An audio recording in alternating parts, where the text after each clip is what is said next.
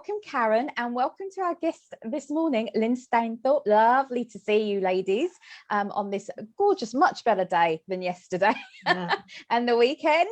Thank you so much for joining us. How are you doing, ladies? Yeah, good, thank you. We're Feels a bit warmer today. It does. Today. The heating actually went up. So yeah, here we go. What's going on, May? We are talking about sort of when we do our branding work and joining the dots up between our marketing. I always feel like there's still a gap from where I'm meeting business owners, where you're probably doing fantastic work with business owners, Lynne, and even Karen, like where you're sort of working with them. And I like to call Karen and Lynne the dynamic duo, because I actually feel something quite tangible comes when you two work together.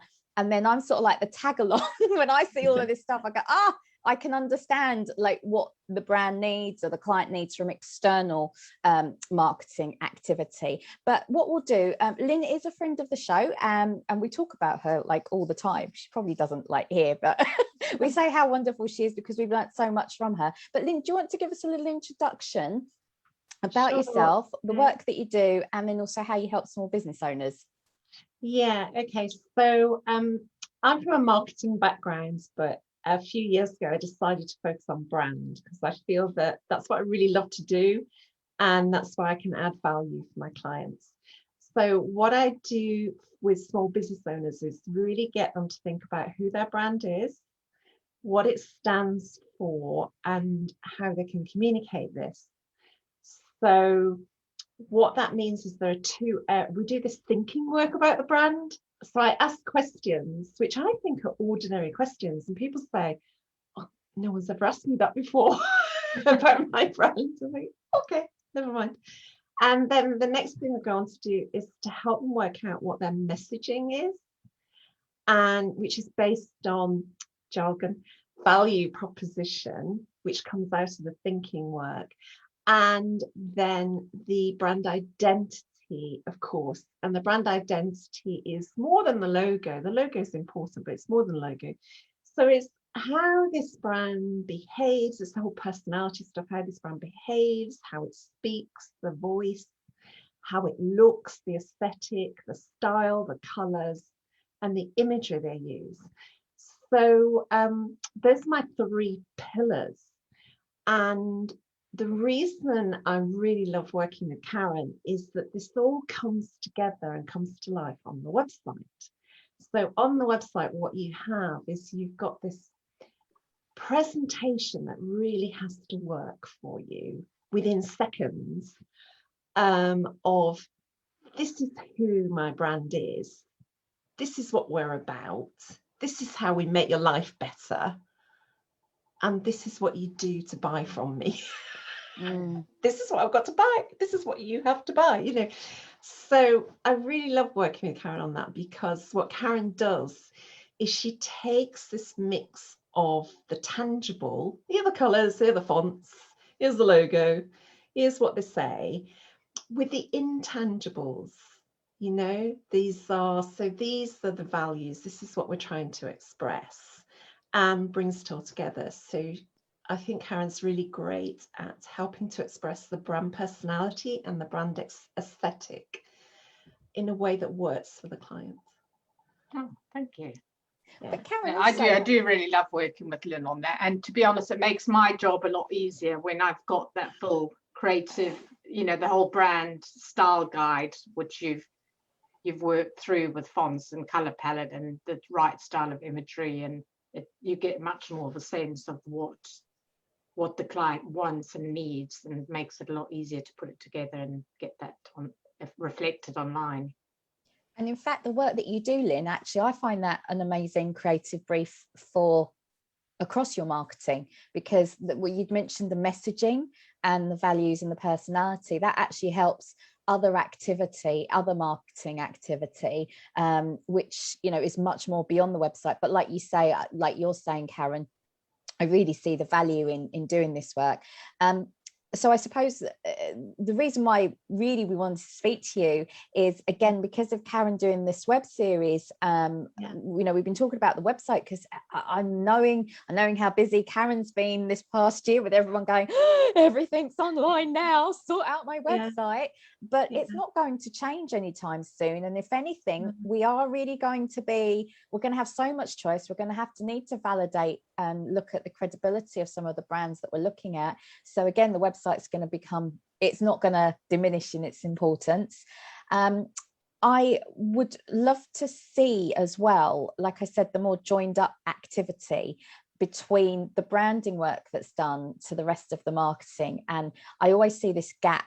And like you say, my favorite websites, and we've talked about this before, but when you as a customer will visit that website and you go, oh, I'm in the right place, because that will increase your dwell time, you know, reduce your bounce rates, all of these elements. You'll start to surf around that site looking what else is there for me. So looking at and understanding that customer journey for me is always what's key. And sometimes I feel really you know, working with clients, and I'm sure Karen, when you've seen websites as well, you're like, well, I don't quite understand where you're coming, like how do I know where to go, what's the flow.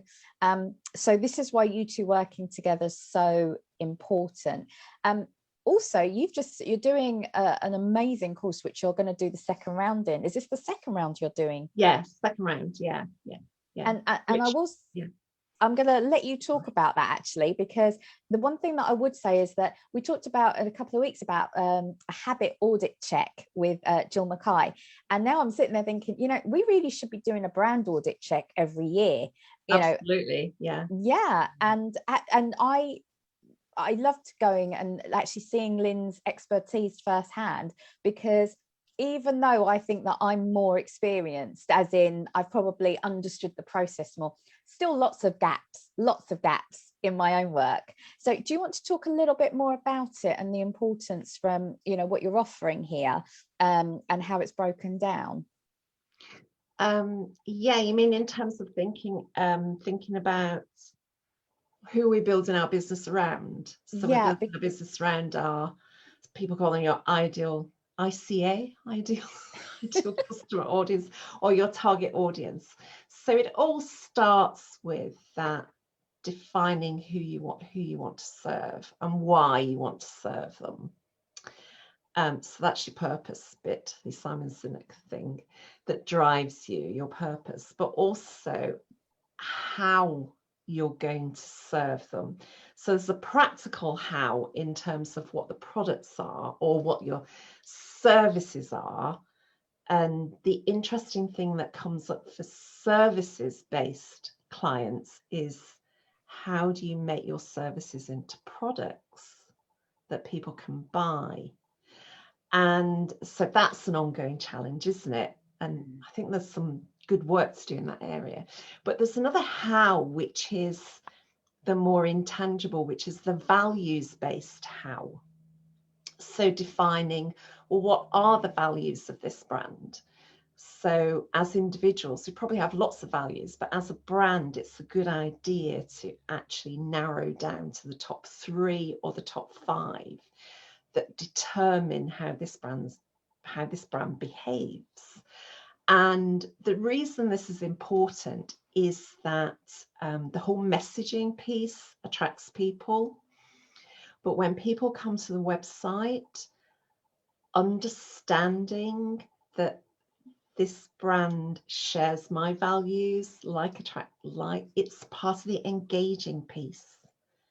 So it makes that warming up to make the sale quite important. And then you've got this question about, so where are my values visible? How are my values visible? And that's a good question itself, isn't it? That's a good challenge, because we had a conversation about that. So we talk about that, and then we talk about what are the results that you bring your clients. So what's the transformation?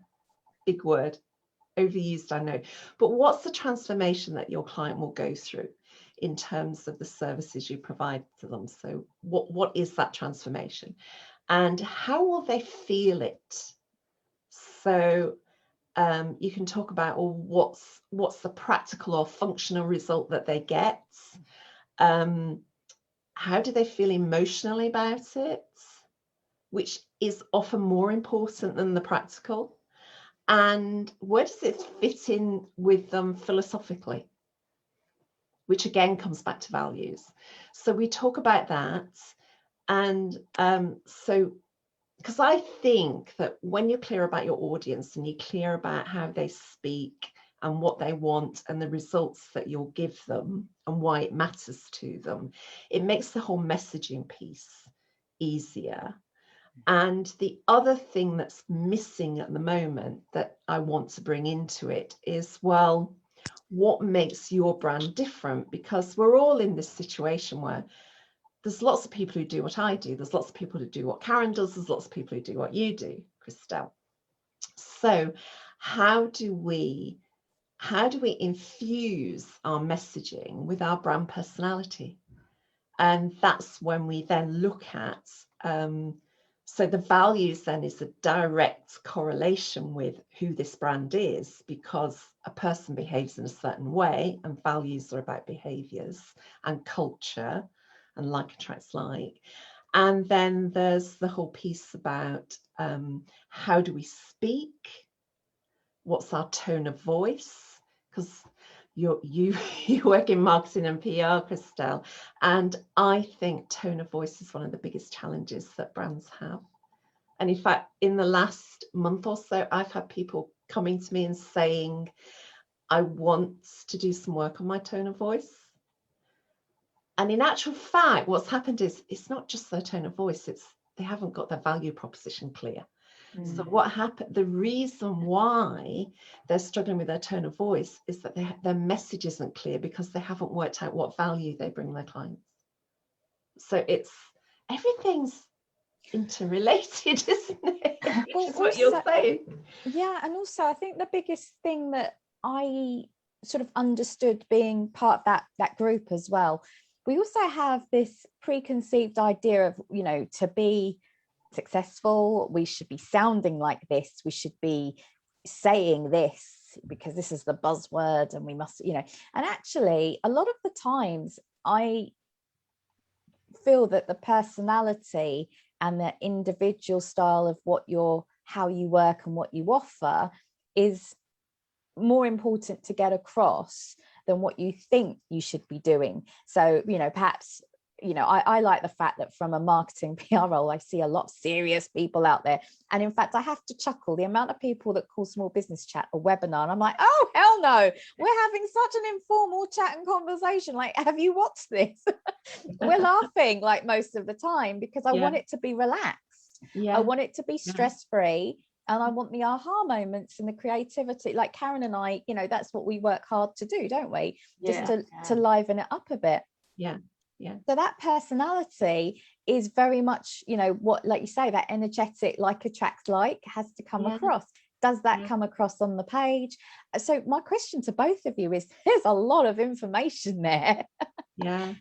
How do you condense that? Because there'll be people watching, and I know we had some great insights and comments when I sort of promoted the chat today, and a lot of people were like, oh, I need to do this on my website, but the overwhelm because starting to write that copy. How do you two make it short, punchy, make sure that is there a how do you two work together on that? Really?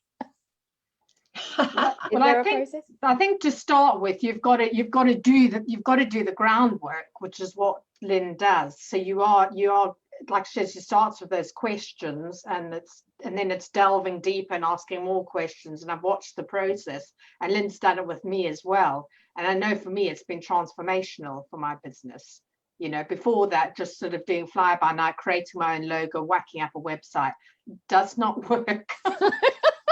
It'll work to a certain point, but then you will come stuck. And I was really struggling to what to post, where to put it, how to say it, what to say in networking meetings. All of that was really, really difficult. And you come across saying it really unconfidently because you're not confident about the message you're saying, and it doesn't resonate with you. Yeah. So I think it's really key to get all those basic building blocks in place first, and then get to that unique value proposition, which we're talking about, which Lynne could go into more details of what that contains.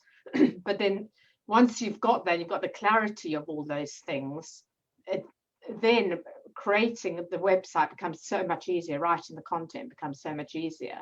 And we've got different formats and guidelines of what we put on each page and what it needs to include. So I'll hand over to Lynne there for a bit of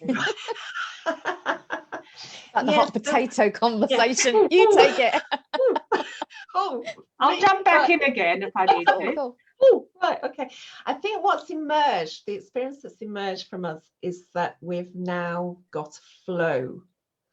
So we now understand, we've now got a flow in terms of being upfront about, you know, saying this is what we sell, basically. These are the 3 key reasons you should buy, which are three elements of the value proposition. We understand your problem. This is the homepage. We understand your problem, whatever that problem is. So the problem is specific to the brand that we're working with. And here's the reason why we're the people who can help you deal with it. So, and doing that with lots of empathy and demonstrating expertise, and then going into saying, here's what we've got to sell you. I've actually got to update my own website to do this now, but here's what we've got to sell you. And then saying, here you can give a glimpse of the people that we've helped. So again, reinforcing authority, what they've said, and then summing it all up with this is so reinforcing, this is what the problem is, this is how we can help you, and this is what you do next. And in fact, this is what you do next to buy is really important. And lots of people don't do that on the website. No. And I think overarching at the top of that, where you have that unique value proposition, it's kind of what you do, who for, and what is the result. Yeah. And there's different ways of doing that. Yeah, how you make their lives better. And of course, so that's a formula. Well, it's our framework. It feels like a formula, but actually there's flexibility within the framework. And the way it's said then relates directly back to the purpose, values, and personality of the brand. And that's where, for me, that's where the differentiation is. So Karen's website designer, and what she's saying about her purpose, values, and personality is different from a website, you know, another website designer that I know who's got a different approach. So how we, I was going to say dress it, but dress it sounds really superficial, and it's not. This is not superficial stuff. Yeah. I think what we're doing with people is quite heartfelt, and I think that can make it tricky, because you know what you're saying about people think they might need to be serious, but actually if they're expressing how they feel about their work and how that work translates into results for their clients, so it comes from the inside, and what we're trying to do is demonstrate it tangibly, then we'll make connections. And that's why I did a post today on LinkedIn about these 3 C's, and I thought, and it's that gives you the confidence and this conviction that my work really matters.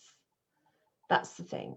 So my work really matters to the minimum viable audience, but if my work really matters, then it's important to do it.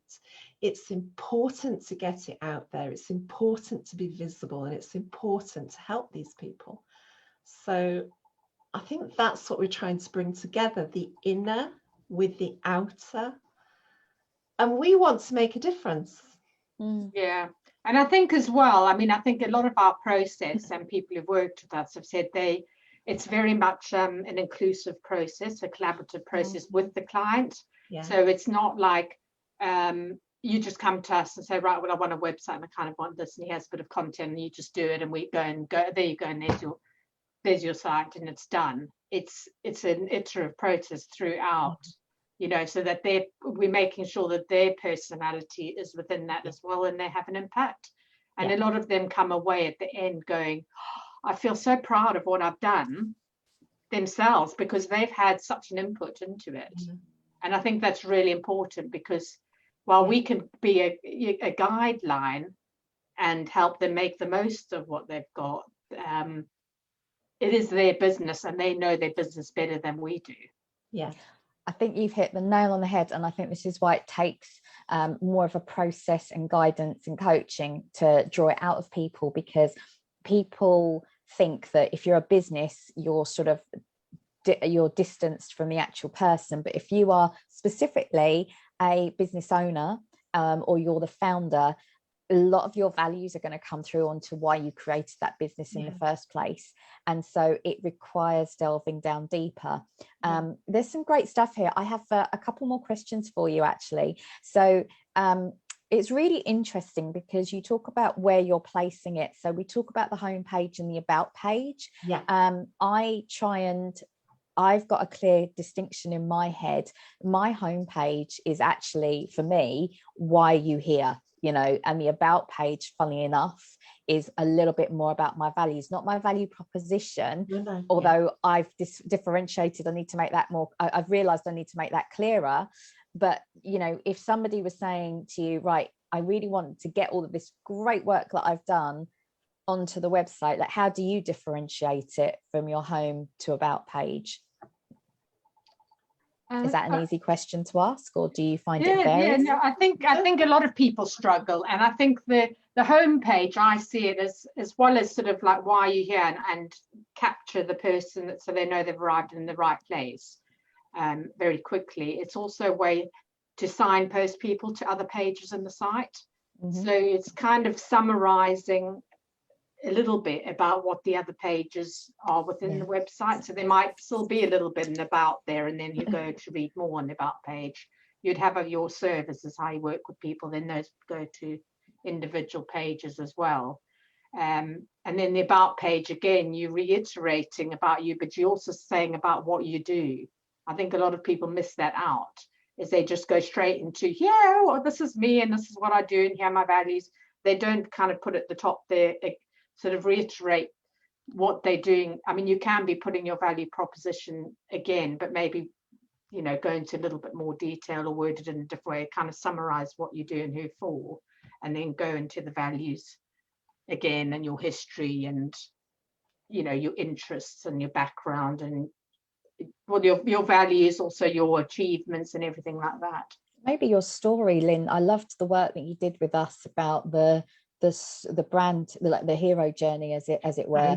And to me, that goes into a little bit more deeper. And the other thing is that because like years ago, I was, you know, the Female Entrepreneur Association did some brilliant like workshops, training, and this is new to a lot of people, like this whole digital experience back then, when I think about it. And somebody, which I thought was really useful, said your homepage should be your about page, because that's where you attract people. But I still feel like I've got a little bit of a problem with that one. I need to differentiate it, because there's so much stuff I like to talk about. I'm like, I don't think if you've had a very sharp site, we talked about Karen about like maybe what a static one pager instead of a coming soon, then great, put your about page as your home page. But as you're delving in to get to know the brand, and this is where the branding and building your brand comes in, I feel like it requires a bit more depth. So yeah, I suppose from that instance, the brand story, which I loved, I think that's where you really connect with some people as well, isn't it? Yeah, for me, the thing that you've just reminded me of this, the thing about every page on your website is it's about your client, it's not about you.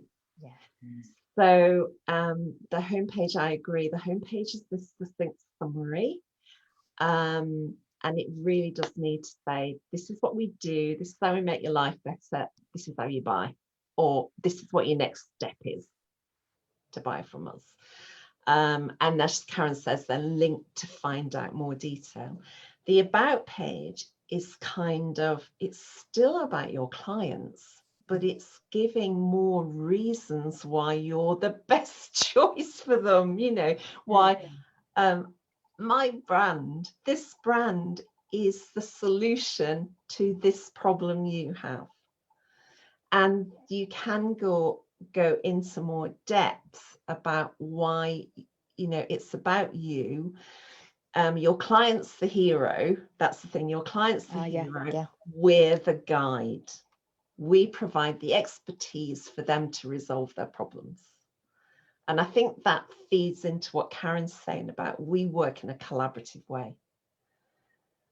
So we're not the heroes, they're the heroes, and we're very clear about that. And then the work with me page, that's about them and a solution they can buy from us that meets, you know, 3 types of problems they have, or the problem but in greater depth. And the case studies demonstrates how we helped people like you solve their problem. What's the other page? Contact page or testimonials. But the whole focus is it's about them, not you. We are the people who provide a solution for you.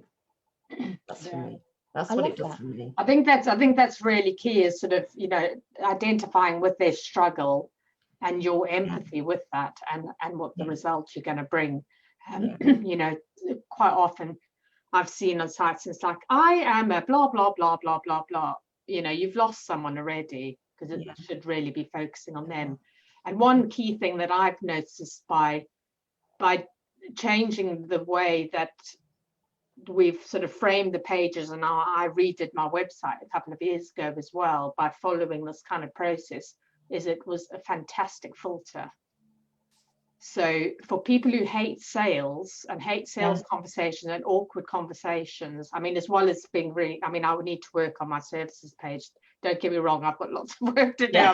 I need to do my packages and all of that as well. So it's not perfect, but I did do a lot of work on my homepage. And it acts as a filter for people that are coming through, and it's going, well, actually, if it's not for me, and then they go and they see the packages and they look at the price, that's not me. You know, I don't have to have that awkward conversation. So it's I think it's a great mechanism as well for saving you a lot of time in the long run as well, and possibly heartache and stress if you're attracting the wrong sort of people. And that's where your branding has got to be very clear as well, which is the work comes from Lynne. You know, this is really interesting. It brings up another point that, you know, I'm seeing this rise of the whole personal brand, you know, people trying to be more, especially from a PR perspective. I'm hearing a lot of conversations. It doesn't necessarily suit me. My clients, I think, similar to you, we're more about the purpose, as to, you know, this is a business with purpose. What is the purpose of what we're trying to achieve here? So, you know, just to clarify that for somebody who might be watching, you know, there's it's really interesting what you were saying, Lynne, and I love that about the client's the hero. And actually, when we talk about, funny enough, one of the things that I work with on people is like, let's talk about your journey from a PR perspective, because we have to show that you know the client inside out, and just to make that distinction, it's not just, oh, this is me, this is my journey. It's how has your journey led you to really understand the pain points of your clients so that you can best serve them, and what is your unique approach. But in the world of personal branding, I'm seeing a lot of these websites of like just the name of the person, and then is there a difference, do you find, with what you've just said, or do you still follow your framework, or have you just mainly worked with businesses with purpose? Because I know that you're both passionate about that, as am I. Have you seen a difference, or are they not just your client in that respect? We have, I think personal branding is really interesting, because that's another show, isn't it? Personal branding is really interesting. My perception is that personal branding arose in the corporate world, where if you want to make a mark, it's important to be visible and get recognized and work within the corporate structure to make your mark. to have gravitas, and to get known for what results you can get in the organization. It's migrated outside of the corporate world. And so what we do is we work with the person's business. Now, you can call your business anything. So some of the people we work with, in fact, funnily enough, all three of us have a name for our business. Yeah. So we're the founders now. So Karen's Hubface, your KB Communications, I'm Big Idea Brand Marketing. So we've all made the same decision. Yeah. We've got a business name on the door. Some people, there's no right or wrong in this.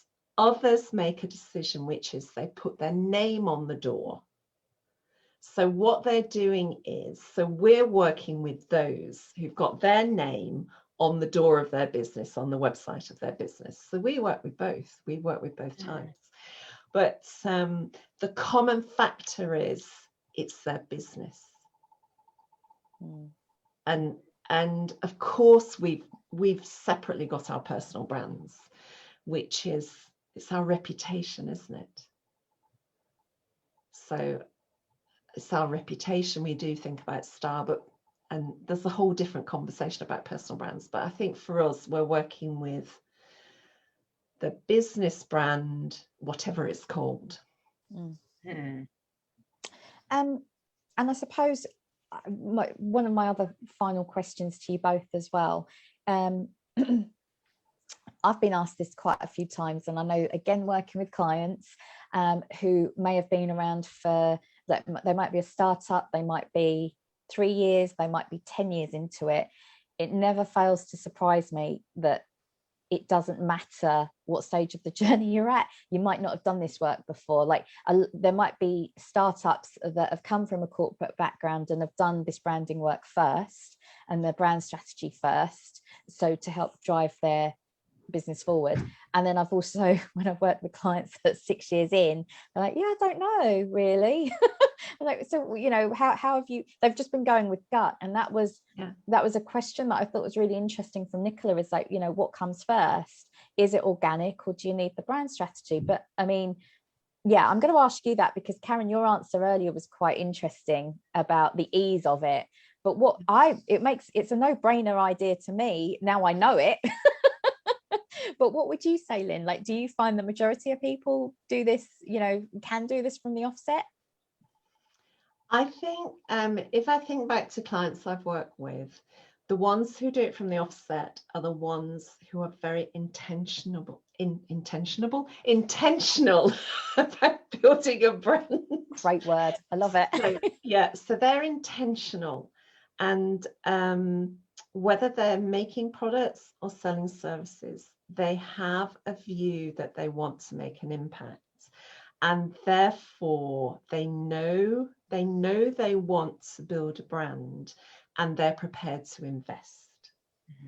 Now, they're probably in an 80-20 world, they're probably my 20. So my 80 are the people who have been in business for 2-3 years. They might have started off bootstrapping. They've obviously been successful, and they've realized that their growth is limited by the brand they have.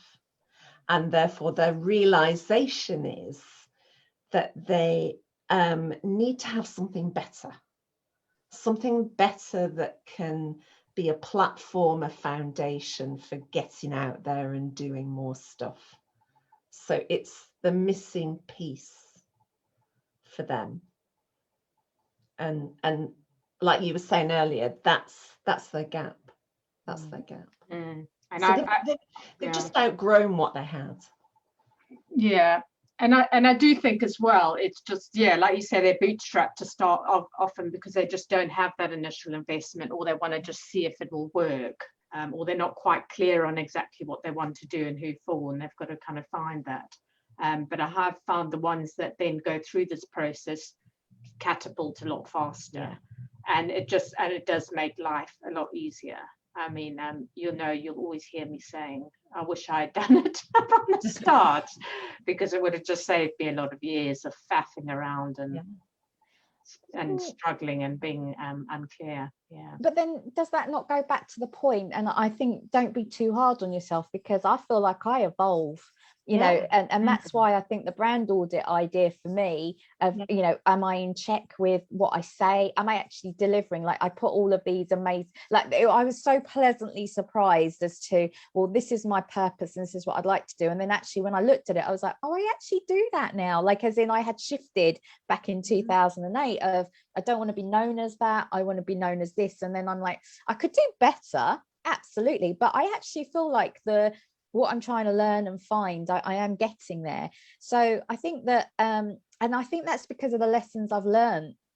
I did a funny post. I was laughing. You know, it's like, what's your warrior goddess style? You know, and I kind of like went, mine's scrappy. You know, I wish I was this Amazonian. I'm just not. Like, you know, as I was saying to you earlier, it's like I spilled 3 cups of tea and water yesterday. It's like there's nothing glamorous about this, but you know, you still get up, you're still trying to do what you need to do.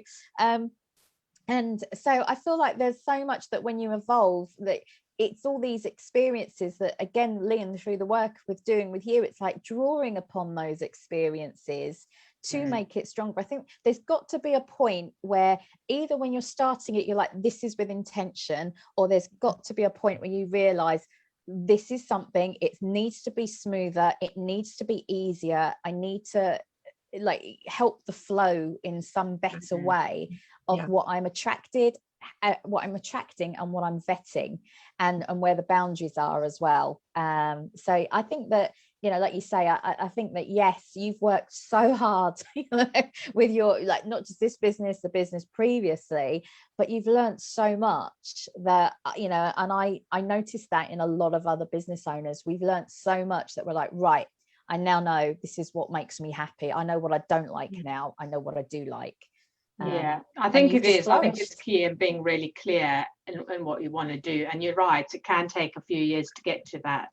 And we have sometimes sort of, you know, on a few occasions worked with one where they at the start, and then after a year, quite a lot has changed. So we've had to tweak that. Work with them to kind of tweak things, because it's not quite the same as it was right in the beginning of the year.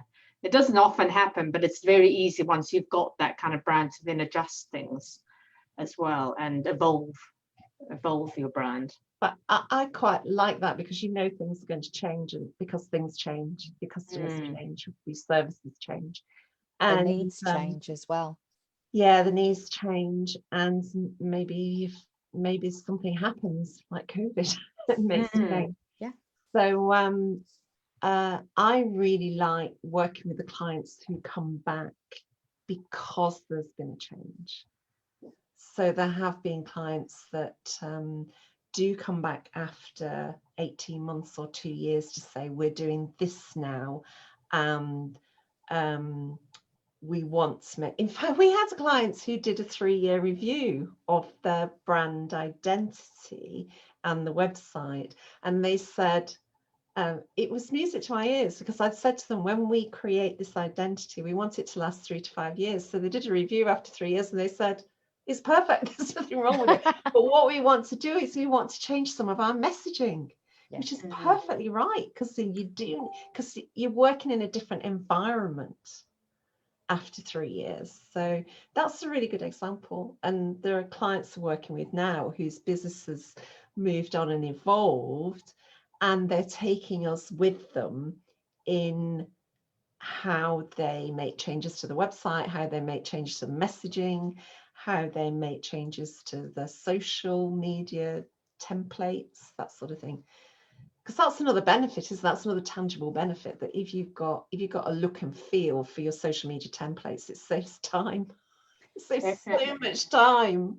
And also the biggest, the one that I had to laugh at, which you mentioned, is why are we choosing the images that we choose? So for example, if, you know, I choose on my website, you'll see like lots of nature on some of my, you know, coupled with people, but that, to me, that connection between the two, it makes sense as to why I've chosen that, but I didn't realize I'd chosen that for that, which now it's like, right, that has to be a steer of whatever I do, like these sort of collection of images. Yeah, Yes. guideline. Yeah, because we had someone else who was choosing most of the images relating to nature with certain colors, but was choosing some other images that were a bit more random. And so what she's done now is she's got that guideline that her images are all from nature because they reflect the work she's doing and the benefits she's bringing. And she's also working with a particular color palette as well. And it might sound like it's harder work, but actually it makes life easier. It does. That's It's for that shot less image. choice, less stuff to look for. Yes. Yeah. So true. Yeah. Thank you so much. I'm going to ask Lynne, tell us a little bit more about your next offer that you've got coming up. Are you fully booked now? Are you still taking No, people? I've still got a couple of places. It starts next Tuesday. And tell us a little bit about this. This is the Revitalize Your Brand messaging program. Yes, so it's I'm going to bring out the messaging element because I know that lots of people struggle with that. So we'll still do work on just making sure you're clear about your audience and what their struggles are and what's the transformation that working with your business will mean for them and how we communicate that. We'll still work on your brand personality and the practical elements of that, like your style. The values are really important, but the style and the colors and the images. And the central focus is how do we communicate the results in a way that connects with the audience. So that's what we're working on. So it's online, do it on Zoom. It's fortnightly, so, and it's with me. So I set, it's like I set homework. I have questions, but I can't do the work for people. So I ask questions, I ask people to work on it, and then what they get from me is they get my feedback. So, and my feedback usually is more questions, but those questions are getting to clarification. That's what we're aiming to do, because with clarity then comes greater confidence and motivation and focus. I think that's the other thing. And also creativity and opportunities, which is what I found. I just thought, why have I not talked about that or that or that? So all of a sudden, my content, perhaps even how, what I can talk about. Yeah, absolutely. And then Karen, do you want to talk about, I call you two the dynamic duo, but if, talking about how well you work, Karen, do you want to share how people could get in touch with you both to actually have something tangible like the website done? How is it you two work together? Yeah, well, we did actually sort of come together and build a collaborative website called Big Fizz, but we're working on, we're kind of giving that a refresh and a bit of a lick of paint as such, isn't it? And we're going to be relaunching that. We're looking to launch that at the end of this month, so for the summer. And we will have a special offer. We'll have a special for offer. a limited time period. Yeah. So follow Karen and Lynne for sure, so that you can keep in touch with them. But also, Lynne, if you've got a link to Revitalize Your Brand, let's have that, and we'll pop it in the comments as well. Thank you so much. I'm laughing. I look at the time because it's the three of us, and we could talk about this all day instead of like our 20-30 minutes. Karen, you've probably given up trying to keep us within a certain time frame when it's the three of us. But there's so much value here. I always learn so much. And I get so much clearer speaking to you guys as to the functionality as well as the sort of, the strategy. So thank you both so much for your input. Thank you, everyone. If you've got any questions, please post them underneath and we will get back to you on that. So yes, thank you so much. And we will see you next week. Thank you, ladies. Thank you. Thank you.